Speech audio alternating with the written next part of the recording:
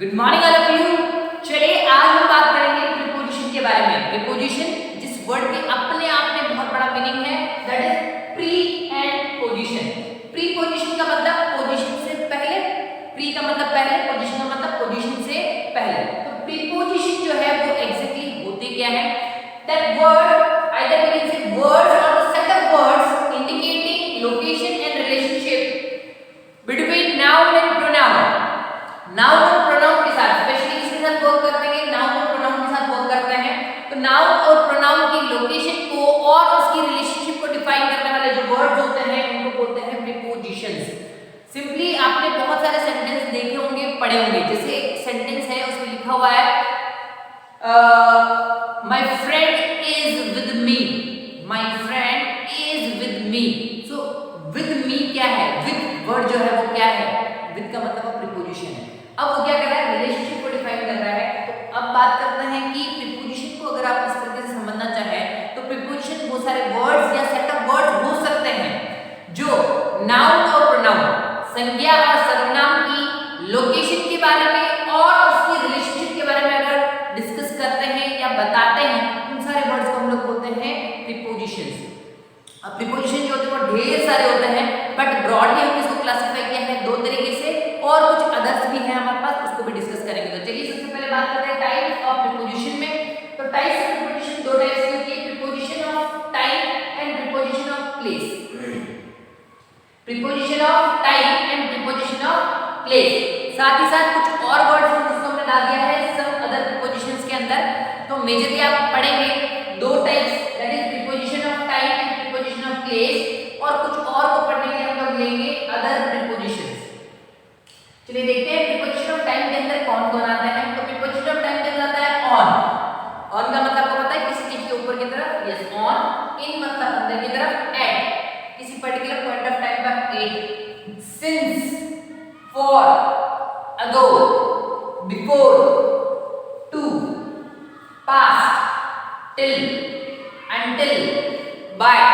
ये सारे वर्ड जो है वो किसके लिए हैं? टाइम के लिए। ये सारे प्रीपोजिशन जो है वो टाइम के लिए यूज होंगे, और इसी में कुछ ऐसे प्रीपोजिशन भी जो दोनों में यूज होंगे, ये भी हो सकता है या कुछ अलग भी हो सकते हैं। तो बात करते हैं प्रीपोजिशन ऑफ प्लेस के बारे में। उसमें आएगा in, at, on, by, next और either sorry next to, beside, under, from, below, over, above, across, to, towards, on to. ये है हमारे प्रीपोजिशंस ऑफ प्लेसेस। अब बात करते हैं अदर प्रीपोजिशन के बारे में। तो उसमें आएगा from, of, by, on, in, of, out of, by, at and about. तो जनरली अगर किसी प्लेस के और टाइम के बारे में बताते हैं तो प्रीपोजिशन ऑफ टाइम और प्लेस यूज होगा, और उसके अलावा किसी बारे में या रिलेशनशिप के बारे में बताना चाहते हैं तो क्या आएगा? अदर प्रीपोजिशंस हो जाएगा। मैंने बताया था आपको कि टाइम और प्लेस के लिए तो स्पेसिफिक हम लोग ने प्रीपोजिशन ऑफ टाइम और प्रीपोजिशन ऑफ प्लेस लिखा है। उसके अलावा कोई रिलेशनशिप शो करनी है तो उसके लिए अदर प्रीपोजिशन यूज होते हैं। तो ये है हमारे बेसिक, इसको एक बार नोट डाउन कर लीजिए। फिर हम बात करेंगे कि स्पेसिफिक वर्ड जो है वो कहाँ-कहाँ यूज होते हैं। जैसे ऑन कहाँ यूज होता है, इन कहाँ यूज होता है, एट कहाँ यूज होता है, इन सबको हम लोग पढ़ेंगे। आई थिंक आप लोगों ने नोट डाउन कर लिया होगा। अब बात करते हैं प्रीपोजिशन ऑफ टाइम को कहाँ-कहाँ यूज कर सकते हैं। तो सबसे पहले बात करते हैं ऑन की। ऑन को हम लोग यूज करते हैं डेज ऑफ वीक, जैसे on Monday, on Tuesday, on Saturday, ऐसा। वैसे ही सेकंड बात करते हैं इन की, दैट इज मंथ, सीजन और ईयर। उनके बीच में कुछ है, जैसे इन सितंबर, सितंबर के अंदर कुछ है, मतलब पूरे महीने के बीच में कोई चीज बतानी है, that is in, that is month, season और ईयर में यूज होता है। एट यूज होता है सर्टेन पॉइंट ऑफ टाइम के लिए, eight 8 o'clock, eight 10 o'clock, eight 9 o'clock, ऐसे यूज होता है ना, इसके लिए होता है एट। फिर since, from a certain point of time. Since को पता ही होगा, जैसे 2003 से हमारा स्कूल चल रहा है, तो since 2003 our school is this. तो उस तरीके से किसी पर्टिकुलर टाइम से बताना है किसी चीज को, that is from a certain point of time बताना है, तो क्या आ जाएगा? सिंस। फिर the for the period of time बताना है, जैसे आपका जो ग्रोइंग स्टेजेस है, नहीं आपके लिए चलो स्कूल के लिए देते हैं। एक स्कूल का एक पीक टाइम चला था, तो कितने टाइम के लिए चला? 4-5 इयर्स। 4-5 इयर्स जो है that is period of time. तो तो जब भी पीरियड ऑफ टाइम को शो करना है तो क्या आ जाएगा 4। अगो आता है सर्टेन टाइम के लिए बट वो पास्ट में। अगो इतने साल अगो, दैट इज 14 इयर्स अगो। तो उस पर्टिकुलर है तो एक सर्टेन टाइम बट क्या है पास्ट में बताने के लिए। फिर बिफोर क्या होता है सर्टेन पॉइंट ऑफ टाइम से अर्लियर, बिफोर 10 o'clock, 10 बजे से पहले, that is concept of before. किसी पर्टिकुलर टाइम पीरियड से जस्ट पहले अर्लियर की बात करें तो क्या आ जाएगा बिफोर। फिर उधर पास्ट, किसी टाइम को बताना है, जैसे हम बोलते हैं ना 9:30, यस वही सेम चीज टाइम बताने के लिए क्या होता है टेलिंग द टाइम। टिल और अंटिल क्या होता है beginning and the ending of the time बताने के लिए यूज होता है टिल एंड अंटिल। आपको तो पता ही होगा टिल से अंटिल, किस बजे से लेके किस बजे तक, तो शुरुआत कब होगी और एंड कब होगा, ठीक है ना। तो उसके लिए टिल अंटिल यूज हो जाएगा। फिर the by, up to a certain time, किसी पर्टिकुलर टाइम के लिए, अप टू का मतलब लास्ट। जैसे मैं अपना होमवर्क कर दूंगा बाय 10 o'clock, मैं अपना होमवर्क बाय 10 o'clock कंप्लीट करूंगा, मतलब उतने बजे तक कंप्लीट हो जाएगा, उसके लिए क्या आता है बाय। फिर आता है टू, वो भी एक्चुअली अपन टाइम बताने के लिए यूज होता है, टू भी टेलिंग टाइम के लिए और पास्ट भी टेलिंग द टाइम के लिए होता है, ठीक है। तो ये जो है हमारा है प्रीपोजिशन ऑफ टाइम। अब हम बात करते हैं प्रीपोजिशन ऑफ प्लेस के बारे में। फिर एक बात कर लेते हैं प्रीपोजिशन ऑफ प्लेस के वर्ड्स जो भी हैं उसके बारे में, प्रीपोजिशन ऑफ प्लेसेस के बारे में और उनके यूजेस कहां कहां होंगे। सबसे पहले बात करते हैं ऑन। तो ऑन कहां यूज होता है अटैच सरफेस जितनी भी होते हैं, जैसे ऑन द टेबल, टेबल पे वो चीज अटैच होनी चाहिए। जब भी अटैच सरफेस के ऊपर की तरफ बात होती है तो उसका यूज करते हैं ऑन।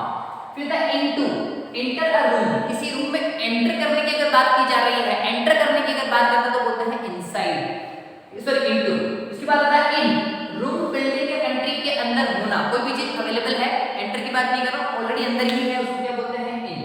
फिर बात करते हैं on to, the movement to the top of something, movement मतलब वहां से लेके वहां तक, जैसे jump on to the table, तो जंप ऑन टू का मतलब क्या है movement to the top of the something, किसी के ऊपर की तरफ जंप करना।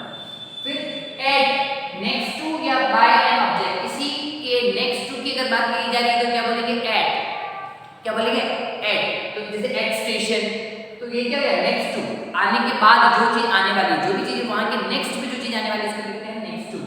फिर then either it is next to और बिसाइड, ये तीनों वर्ड एक ही यूज हो सकते हैं। तो नेक्स्ट टू के लिए लेफ्ट और right of something, either beside के लिए लिख सकते हैं लेफ्ट और राइट ऑफ समथिंग, किसी के लेफ्ट और राइट की बात अगर की जाती है तो क्या होता है नेक्स्ट टू और बिसाइड।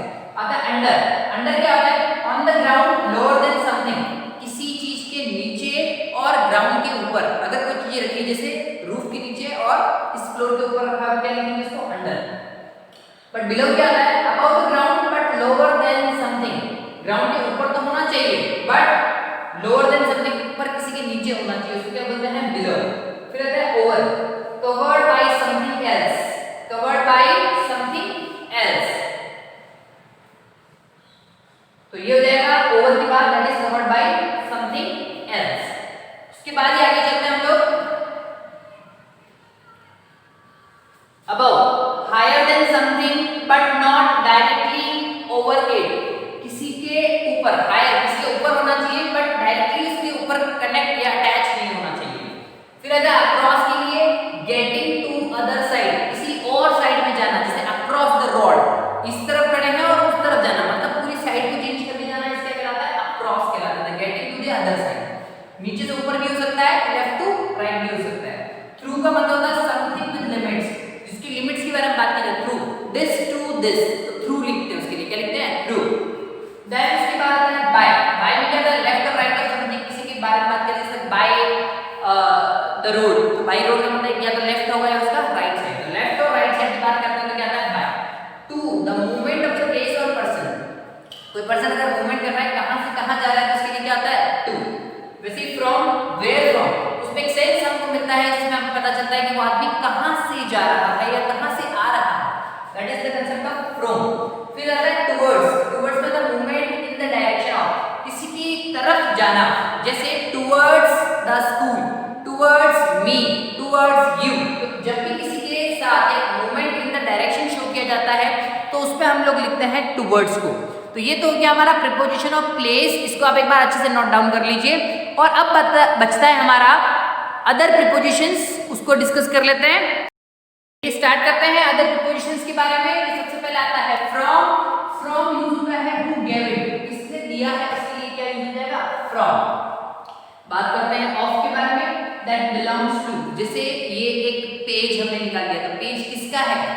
नोटबुक का है, the page of the notebook, तो ये क्या हो जाएगा, बिलोंग्स टू, वो किससे बिलोंग करता है उसके लिए।